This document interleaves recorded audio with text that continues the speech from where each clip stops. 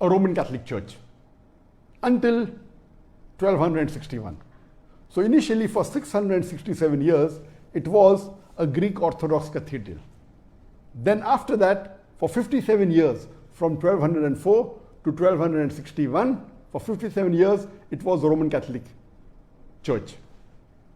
Again later on, when the Christian Byzantines came to power, it was again converted back into a Greek Orthodox cathedral until the Ottoman rulers, until Sultan Muhammad Fateh. He conquered Constantinople in 1453. Then it was converted into a mosque. So since 537 up to 1453, for more than about 900 years, it remained a Greek Orthodox cathedral. Then for a few years, it was the Roman Catholic Church, then went back to become a Greek Orthodox cathedral, and it was the largest church in the world where it was built. The biggest in-house covering, and the dome was the largest. It remained largest for 1,000 years until 1500 when a new church was made. In 1453, Sultan Muhammad Fateh,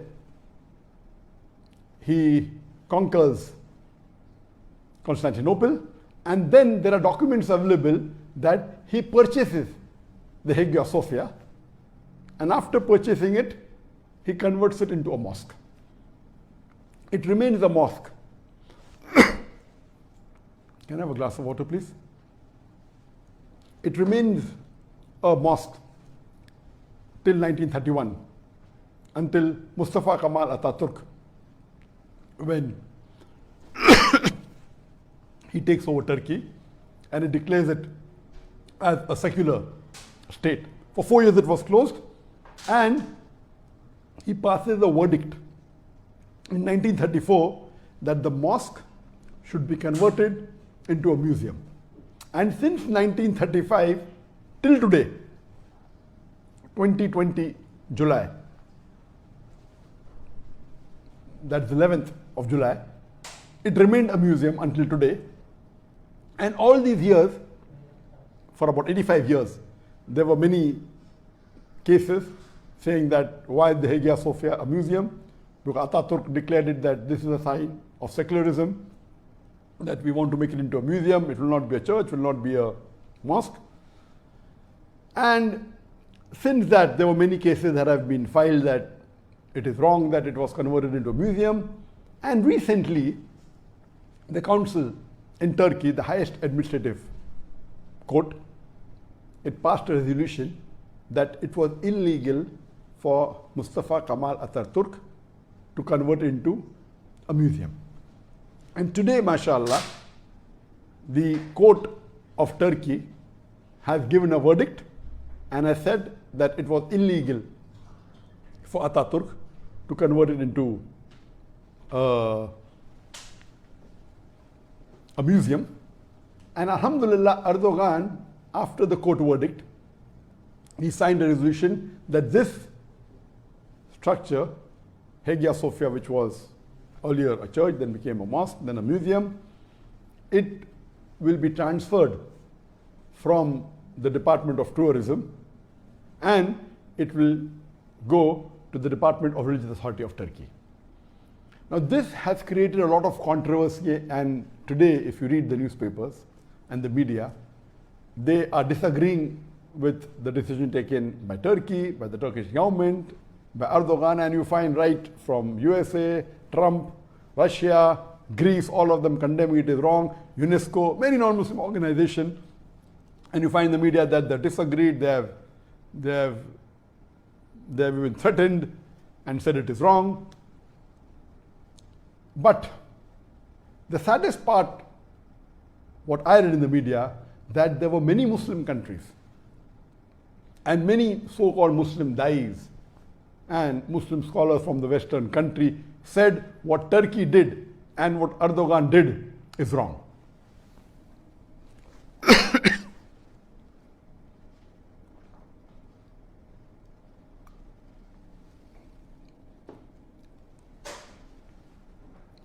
And to support their claim, they said that we know in history that Hazrat Umar, may Allah be pleased with him, was asked to pray in the Jerusalem.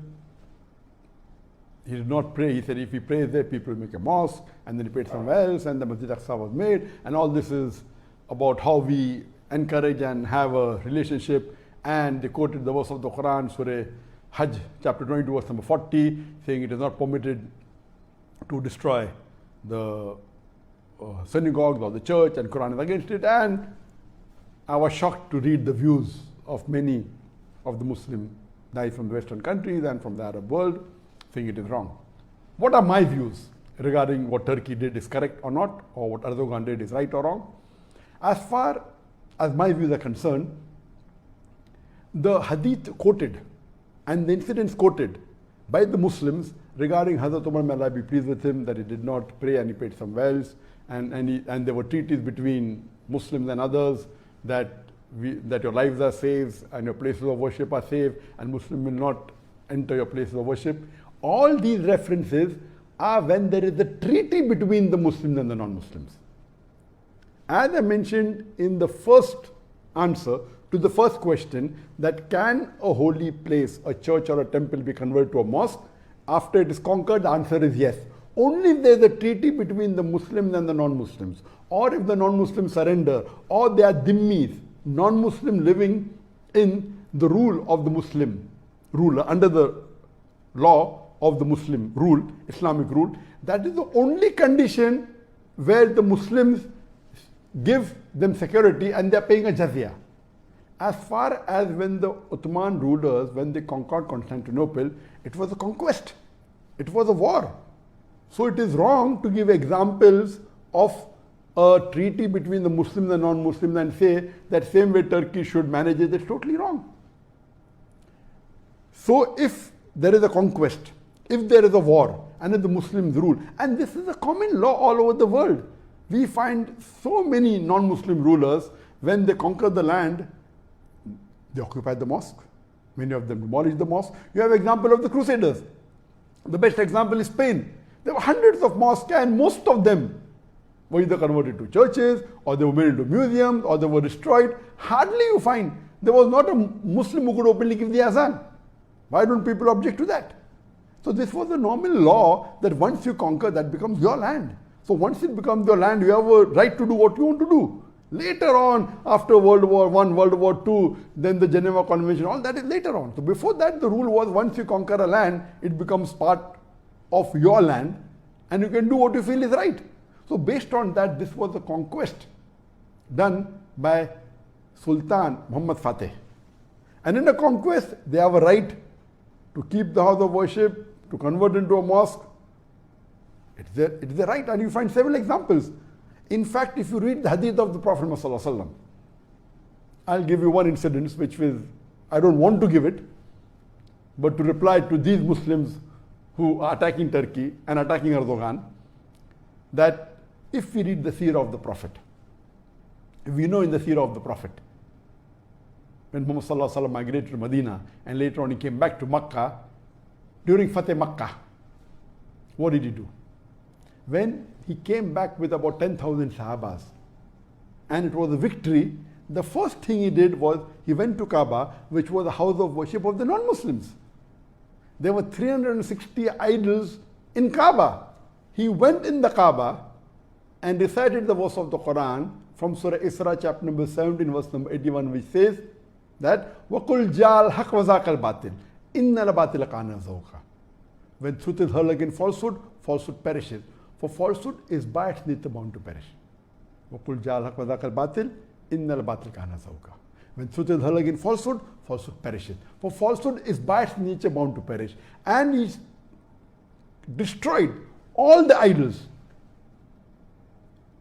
Imagine today, if the non-Muslims object and say, what you did is wrong, will the Muslims agree to them?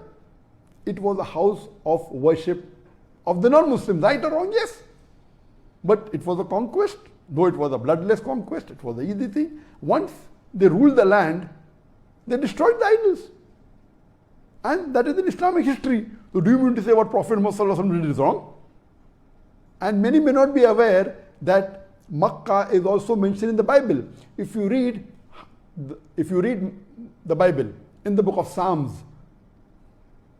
chapter number 84, verse number 5 to 7, it says, blessed are those people who travel to the valley of Bakkah.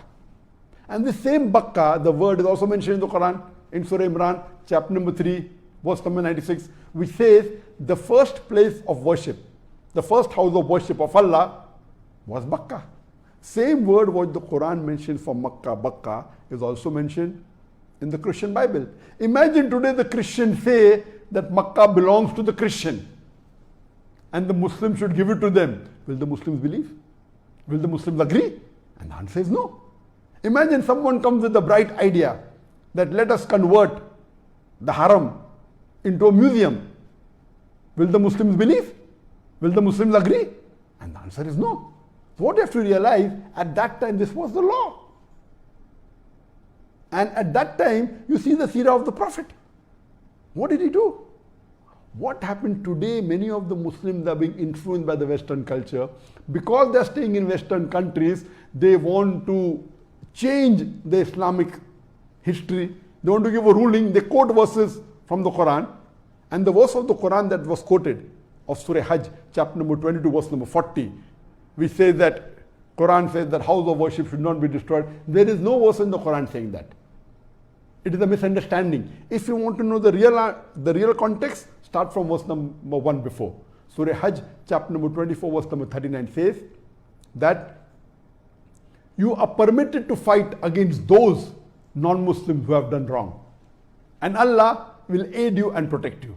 This is the first verse of the Quran giving permission for the Muslims when they migrate from Makkah to Medina to fight against the non-Muslims. First verse.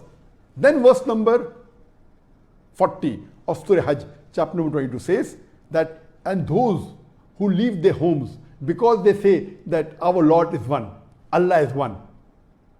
And it continues that if Allah wouldn't have checked one force with the other, then the churches and the synagogues and the mosques where the name of Allah is taken would have been destroyed. It doesn't say that it is not permitted to destroy. It's telling that Allah subhanahu wa ta'ala, number one, it's telling it is giving permission for the Muslims to fight against the non-Muslims who have done wrong, who have done transgression. And then it says that those Muslims who leave their home because they believe in Tawheed, believe in one God, Allah is there to protect you. And then it says, if Allah wouldn't have checked one group against the other, then the places of worship, like the synagogue, like the church, like the mosque, would not have, that would have been destroyed.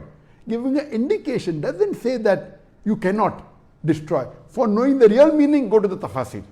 And if you read Qurtubi says very clearly that what I said in the reply to the first answer, that if there is a treaty between the Muslims and the non-Muslims, if the non-Muslims become dhimmi under the rule of the Muslim rulers, if they agree that the Muslims are the rulers, or if they surrender and there's no conquest at that time, and if they are paying jizya, if they are paying a tax for protection, it becomes the duty of the Muslims to protect the lives of the non-Muslim, the dhimmi, to protect the homes and protect the house of worship. But again Qurtubi says, you cannot build a new house of worship for the non-Muslim because it is sin. But what is there, it can remain. They cannot expand it also. So if there is a treaty, or if the non-Muslims have surrendered, in this case, yes, you cannot occupy it, you protect the house of worship, but cannot build a new one, cannot expand it. But in conquest, if there is a war and if the conqueror is there, then it is the right of the Muslim ruler to do what he wants because that becomes part of his land. So please don't quote some hadith which is out of context. And there are several hadith of the beloved Prophet Muhammad where he told the Sahaba that go and destroy the idols. Several. He has told Khalid bin Walid, may Allah be pleased with him, go and destroy the idols. There are several. He has told Hazrat Ali, may Allah be pleased with him, go and destroy the idols. There are several hadith in Bukhari, in Muslim. Muhammad himself destroyed the idols in Makkah. So please, I would like to request the Muslims that by giving answers, a general common Muslim who may not be aware of the context will agree with the views given by such scholars, which is totally wrong. Is there any scholar, Islamic scholar, who can deny that the Prophet broke the idols? Is there any Islamic scholar who can deny that the Prophet told Hazrat Ali, may Allah be pleased with him, the fourth caliph of Islam, told Khalid bin Walid, may Allah be pleased with him, and many of the Sahaba then go and deface the idols? There is one more hadith in Bukhari and Muslim. It's mentioned in Sahih Bukhari, hadith number 320, as well as Sahih Muslim, hadith number 2476, where Jarir ibn Abdullah, may Allah be pleased with him, one of the Sahabas, he says that the Prophet, peace be upon him, he called me and he told me that, will you relieve for me the Dhul Khalsa? What is Dhul Khalsa? Dhul Khalsa was the place of worship of the non-Muslims in Yemen. It was also called the Kaabatul Yaminiya. Kaabatul Yaminiya means the Kaaba of the Yemen. And in it there were idols. He said, will you do a favor for me? Will you leave it? Will you destroy it for me? Then Jarir ibn Abdullah, may Allah be pleased with him, he takes with him 150 horsemen and he goes and burns down that house of worship. So it's a hadith, a Sahih hadith in Bukhari and Muslim. I don't want to tell this, but it is there. That means the Prophet commanded not only to destroy the idols, he even asked them to destroy the place of worship. So when the Muslims are conquering and when they rule that land, it is permitted even to destroy the place of worship. Now this, if you say Quran says you should not destroy churches and synagogues, how did the Prophet do you think the Prophet went against the Quran? The context is wrong. That is when there is the treaty between the Muslims and the non-Muslims, when they are dhimmi, when they are under the rule of the Muslims. But generally, it is a fard to destroy the idols if the Muslim conquers the land. And if there are idols, it becomes a fard. And you have several examples of Sahabas doing that. It is umpteen number of hadiths are there. So to try and misguide telling that it is not permissible is totally wrong. But destroying the temples or the house of worship is not a fard. But if required, if it's causing a problem for the Muslim ummah, the Prophet has commanded that. So how can you say it's not permitted? So what I would like to say, that many a times Muslims living in the Western country, or even some of the Muslims in the Arab land, trying to be soft to the non-Muslims and trying that they are the one who will support them, they are the one who are going to fund them, etc. They are going to protect them. Many a time they give verdicts which is against the Quran and the Sunnah. Be careful. If we are going to go against our Muslim brother, the Erdogan, the president of Turkey,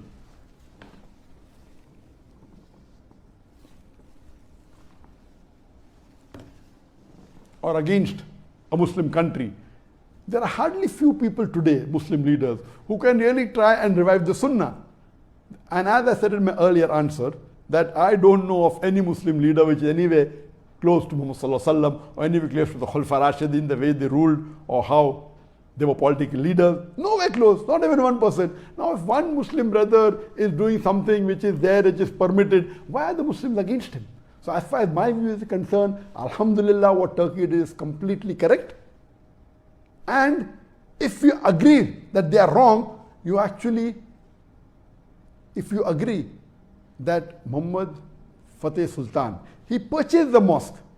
Today we know there are hundreds and thousands of churches in different parts of the world, in the Western countries, in UK, in Europe, in America, which have been purchased by the Muslim organizations.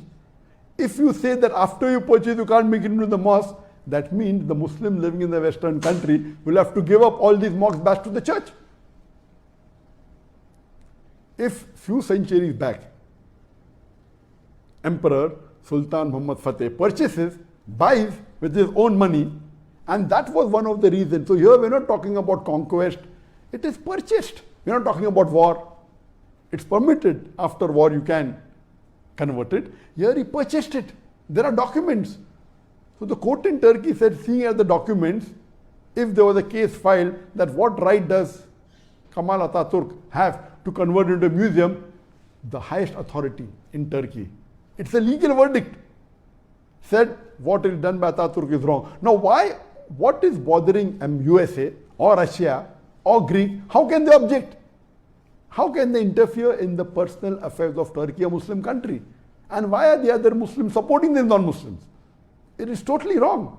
As far as I am concerned, whatever Turkey did is correct. It is permitted in Islam. It is mustab, alhamdulillah. It was a mosque for several years. It was purchased. If I don't support them now, I'll have to tell all the thousands of mosques in the European country and in USA and in Canada, which have been purchased from the church authorities, even they have to give them up. So please, Allah clearly says in the Quran, in Surah Nisa, chapter number 4, verse number 135, that Ya ayyuhallazina amanu, oh you believe, stand out for justice as true to Allah subhanahu wa ta'ala, even if it be against yourself, against your parents, against your relatives, whether rich or poor. Allah protects both. So please, if a Muslim has the guts to do something which is close to Quran and Sunnah, it is the duty as Muslims that we should support him and we should encourage him. Hope that answers the question.